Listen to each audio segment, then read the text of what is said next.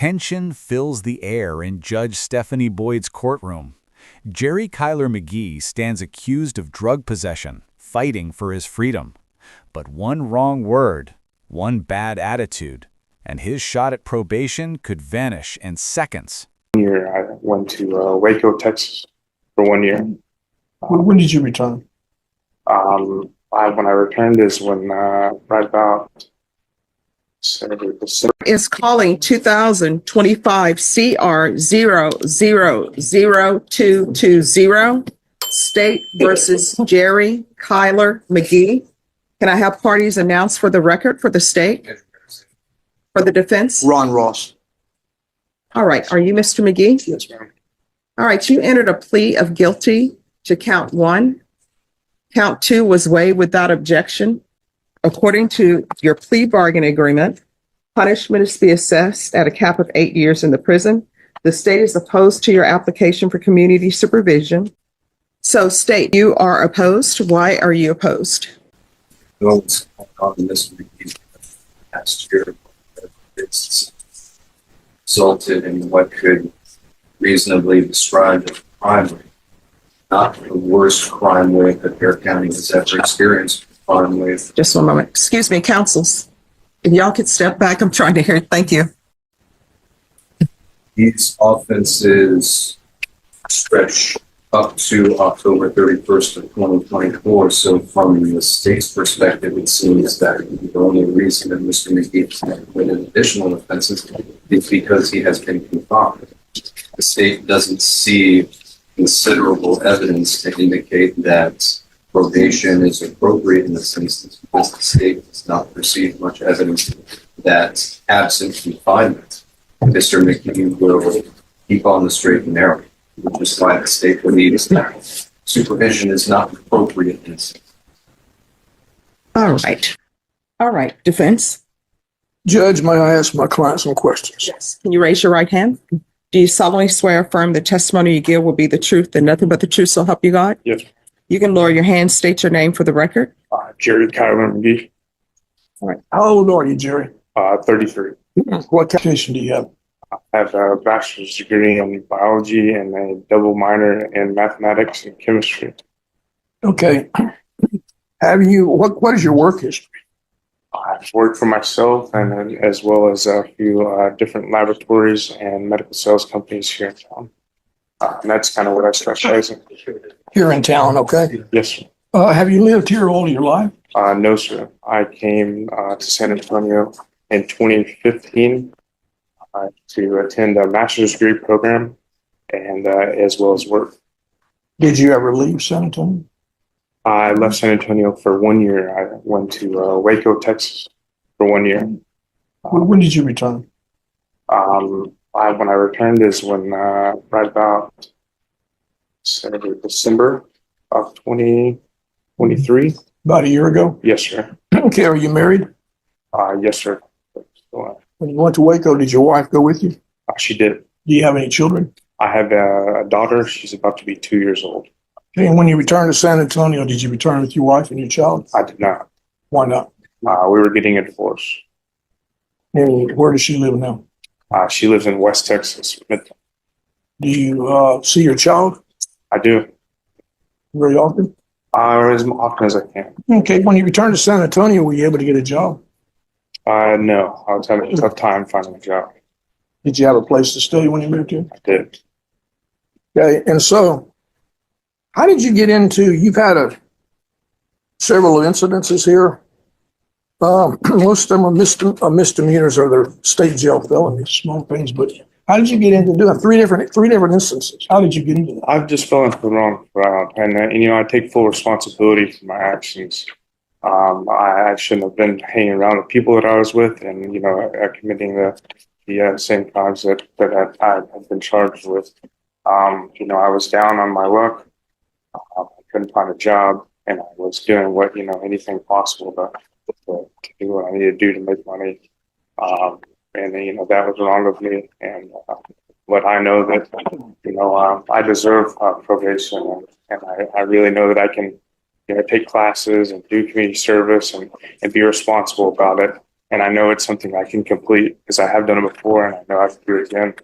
I hope the court will grant leniency on it for that. And also a job. You need a job. Are you going to be able to get a job? Yes, sir. Yeah.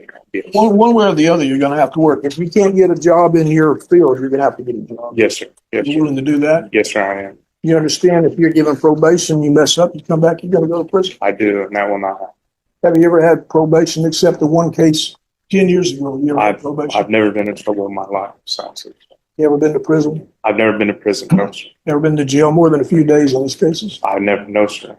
This is the longest time I've ever been in jail. A little over 3 months. Yeah. What is the situation on your divorce with your wife? Has anybody filed? Yes, filed. So we're currently. When I get out of here, it'll be finalized.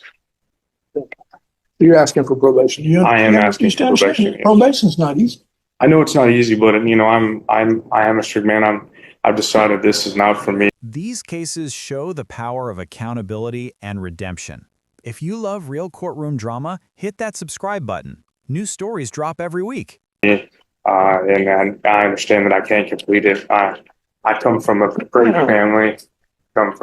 I've got a great backing behind me, a great family behind me, and I know it's something that I can complete with in a timely manner and complete it successfully very easily. Judge, I would ask you to give him probation, and I'd like to point out that the cases that we're going forward just one second. Do you have any questions? All right, I have a couple of questions. Sure. You said you deserve probation. Sure. What does that mean? That you deserve probation?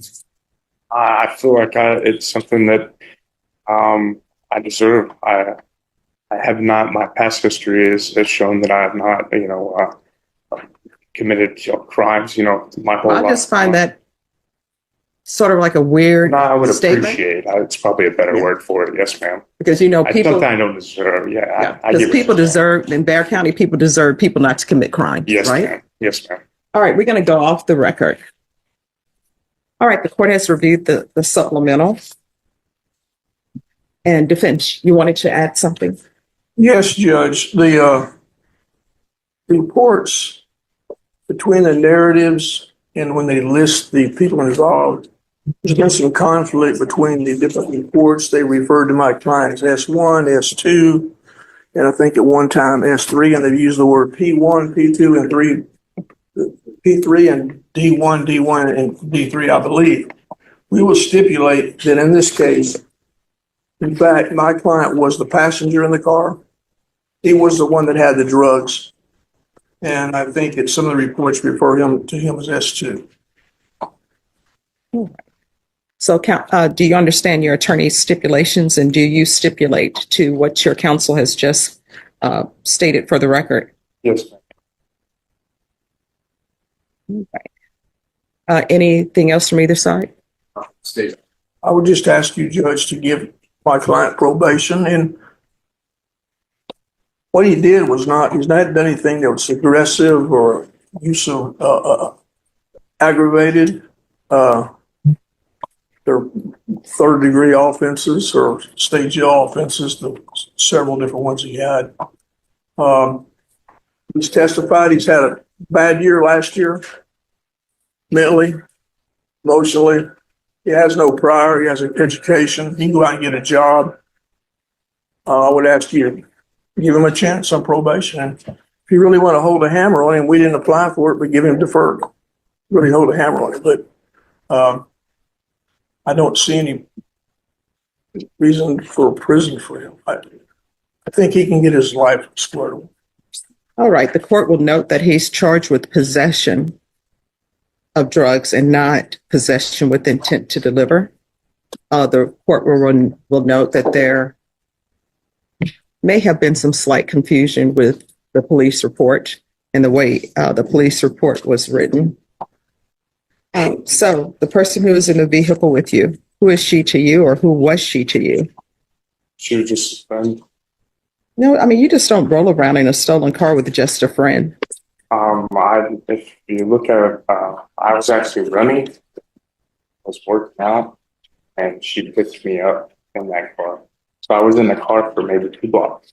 Oh, so do you want a jury trial? Because if you're in the car for 2 blocks and you just get in a car with a complete stranger, which, how old are you? 33. All right, you're 33. I've never heard of somebody running and just picking up letting a complete stranger pick them up unless they had some nefarious things in mind. Here's the thing. These drugs were found in the vehicle, they were not found on your person. Do you want a jury trial? Because you're telling me now you've gone from I deserve probation to basically I didn't do it. I just completed my workout and I'm running, I guess, as a part of it. I had a bag in the vehicle. I knew who she was. I had a bag in the vehicle that she just came out, and like I didn't expect her to be driving. She just came out. No, here's the thing. We're not dealing with a stolen vehicle. What we're dealing with is you're in a vehicle with a lot of drugs. Yes. So what you just told me, and if I heard incorrectly, please correct me. I take no offense to it. You told me you had just finished working out. You barely know this person and they picked you up. So you got in a vehicle with them. Did I mishear? That's what he said. That's what you said. That's correct. He also said he had a bag with him. Yeah, I had a bag in the car. So these are your drugs. Or something this time. So why do you have drugs? Why do you have drugs? I was pulling down on myself and using the wrong exits to do it. Getting a clear conscience now and having a time to reflect on it. I know it was a dumb decision and it's something I'm never going to do again. All right, the court is going to find you guilty. I'm going to give you a choice. I will sentence you to 2 years in the prison today, or either I will place you on 8 years probation. Oh, so here's the thing. We don't need people in the background telling him what to do. This is not The Price is Right. All right, so what would you... All right. The court is going to find you guilty, sentence you to 8 years in the prison, suspended and probated for 8 years.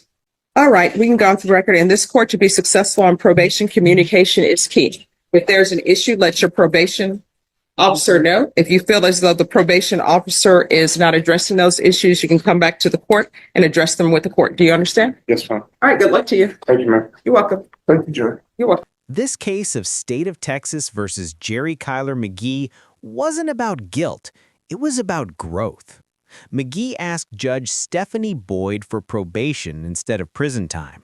But Judge Boyd made it clear, freedom isn't free. She questioned his behavior, his past violations, and whether his remorse was real or rehearsed. Throughout the hearing, you could feel the weight of her words. It wasn't just a legal decision, it was a moral one. McGee's future came down to whether he learned anything from his mistakes. By the end, Judge Boyd's tone said it all. She wants transformation, not talk. This hearing reminds us that redemption has a price. If you believe everyone deserves one chance but not two, like this video, subscribe, and drop your thoughts below.